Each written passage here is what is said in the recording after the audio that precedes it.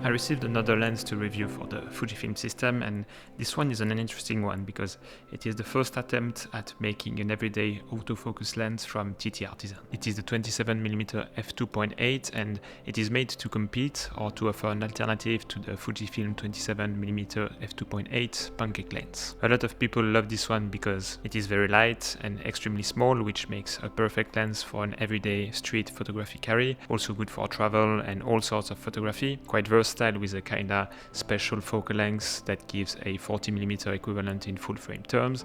I personally love the 40mm because it's slightly tighter than 35 while still taking a lot of the environment, and it's just a little bit easier to compose cleaner shots. Because it is still decently wide, you can get a lot of the environment, and because of that it makes a very good street and travel photography companion. But let's see if this cheaper alternative from TTArtisan actually performs and whether it can be a decent competitor to the Fujifilm version. As of now, when checking on Amazon, the TTArtisan version sits almost perfectly at half of the price of the Fuji lens, but I believe that the performance are not twice as good. The TTArtisan is a nice lens that I enjoyed shooting and got a few nice pictures with, so let's start with one of the most important topic, image quality. With other lenses I got to try from TTArtisan in the past, I was not super happy with the sharpness, the clarity and overall image quality at widest apertures, but it seems like for this 27mm they made quite a big step up. Yes, it starts at 2.8, so it is probably easier for a manufacturer to make the lens sharper from the widest aperture, but I was pretty impressed by the level of detail and sharpness at 2.8. I thought I would have to step down at f4 as a default and only open up the aperture if I needed more light or really wanted more bokeh, but the lens really delivered great results all the way from 2.8. There is some vignetting at 2.8 and it slowly goes away the more you close your aperture. This was to be expected from a lens that cheap, but vignetting is not a huge issue in my opinion.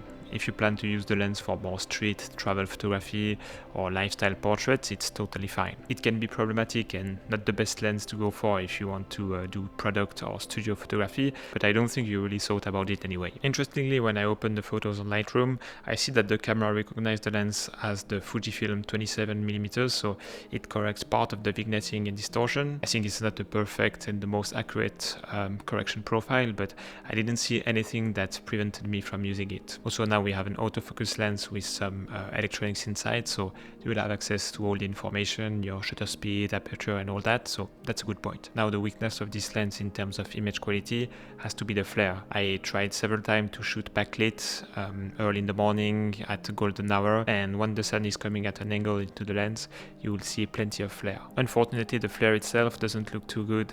I don't mind having a decent amount of flare if it's smooth and adding to the image. Here I got some images where it was a bit too distracting. In the package you get a tiny lens hood that looks very cute, but yeah, it doesn't really help. Other than that, the image quality was really good and I was surprised in a good way. The second big question mark for this lens was the autofocus performance, considering that TTArtisan is not yet used to make those kind of lenses, and here I was again pleasantly surprised. The autofocus works smoothly, it is fast enough for street and travel photography. As always, when using autofocus lenses I used autofocus continuous, and for more static scene I had absolutely no issue. If you set up the right zone for your subject, the lens will acquire focus quickly. I also pushed the lens a little bit. For example, I tried to get photos in focus of people I was crossing my way with, coming from the opposite direction, and without stopping myself either, I could get plenty of shots in focus. Also, my little 11-month-old nephew was at home the other day, and I can tell you he doesn't stand still, and yet I could still get plenty of shots in focus. Face recognition also works on that lens with my Fuji X-E4 body, and it delivered great results. Of course, not on par with the crazy autofocus I have on my Sony a7 IV, but nothing to be really frustrated about. Also, it has a very decent minimum focus distance. I could still acquire focus when my little monster of a nephew was jumping at my face. I checked the physical specs of both lenses, the Fuji and the TTArtisan, and there's only a 12-gram difference between the two. They weigh respectively 78 and 90 grams, and to me this is really not significant. I mean, both are below 100 grams and it will almost feel like nothing when holding the camera. The balance and the portability of your camera will be just the same with any of the lens. Size-wise price too. The TTArtisan is a little bit thicker, but anyway, an XE4 or similar looking body with the Fuji or the TTArtisan will not fit in a tight jeans pocket, so once you put it in a little sling bag or backpack, it will feel pretty much the same. It is not the few millimeters more you have on the TTArtisan lens that will make it impossible to fit the camera in your bag. For a cheap lens, the build quality is totally okay. It is plastic for the most part, I guess, but everything feels tight. The design is also very discreet and simple. The aperturing feels quite stiff, but I guess it will loosen up with time. But what I found not very practical is the position of the parts where you have the grip to move the ring. They are placed in a way that when you are at 2.8, it is difficult to grab and move quickly the aperturing. It is not a deal breaker at all, but it is with these kind of things that you can usually feel the gap between more premium products and cheaper alternatives. It doesn't have any weather resistant gasket, but neither the Fujifilm, if I'm not wrong, so be careful when you shoot in the rain or at the beach.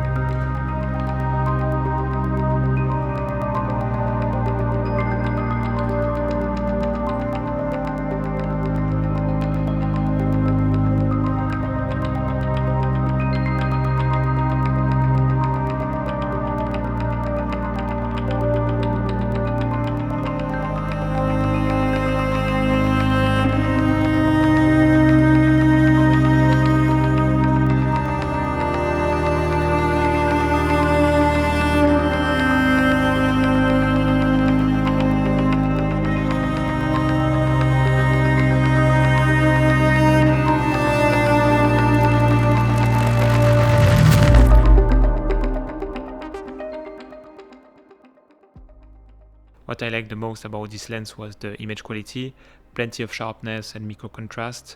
The color rendition was also good. I don't feel any big difference of a raw feel on my image that I shot with this TTArtisan and my other Fujifilm lens, which is the 35mm f2. Then the price, it is very affordable at $150 brand new, but my way of thinking when it comes to really consider something cheap is that a lens at $100 can be very expensive if the performance are disastrous. On the other side, a 1000 lens could be considered really cheap if it over delivers. I guess you got my point, and here I think it's in between fairly priced and pretty cheap for what it delivers. Then of course I like the form factor, very small, light, perfect for long days of shooting, traveling or more carefree style of shooting. It makes the camera super easy to carry for a simple walk, a night out with your family, or a little road trip. Lastly, I like the focal length, and I know it is not directly related to that TTArtisan lens, but if you haven't tried 40mm, I highly recommend it, and I think it is a fairly accessible focal length for beginner photographers. It feels less restrictive than a 50mm, and it's definitely less overwhelming than a 28 or even 35mm.